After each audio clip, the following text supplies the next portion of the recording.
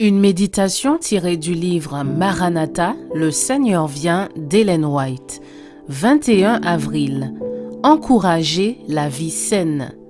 Je vous exhorte donc, frères, par les compassions de Dieu, à offrir vos corps comme un sacrifice vivant, saint, agréable à Dieu, ce qui sera de votre part un culte raisonnable.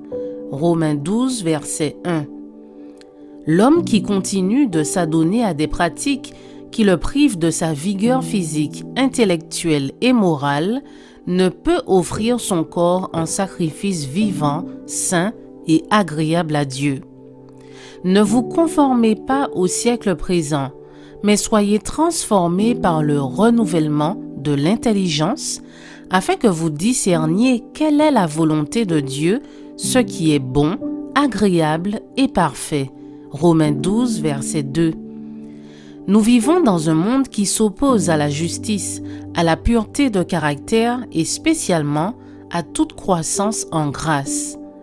Où que nous regardions, nous ne voyons que souillure, corruption, dégénérescence et iniquité, c'est-à-dire tout l'opposé de l'œuvre qui doit s'accomplir en nous avant que nous puissions recevoir le don de l'immortalité.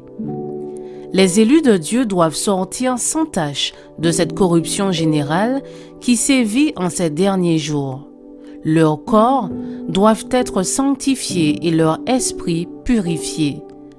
Du moment que cette œuvre doit être accomplie, elle doit être entreprise rapidement, sincèrement et intelligemment.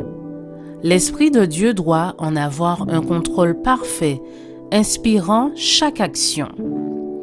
La réforme sanitaire est une branche de la grande œuvre qui doit préparer un peuple pour la venue du Seigneur.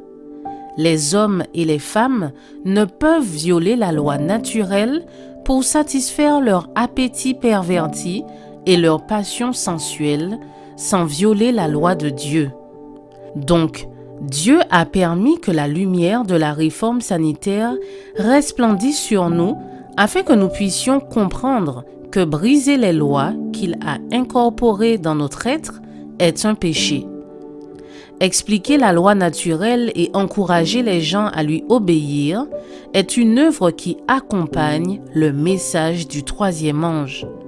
Le but de Dieu consiste à faire que ce thème soit débattu et que le public soit poussé à faire des recherches parce qu'il est impossible que les hommes et les femmes qui sont sous le pouvoir d'habitudes pécheresses, qui détruisent la santé et la vigueur morale, apprécient la vérité sacrée.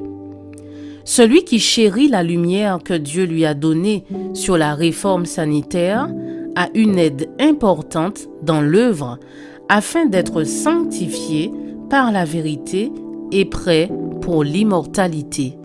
Je vous souhaite une excellente journée. Que Dieu vous bénisse.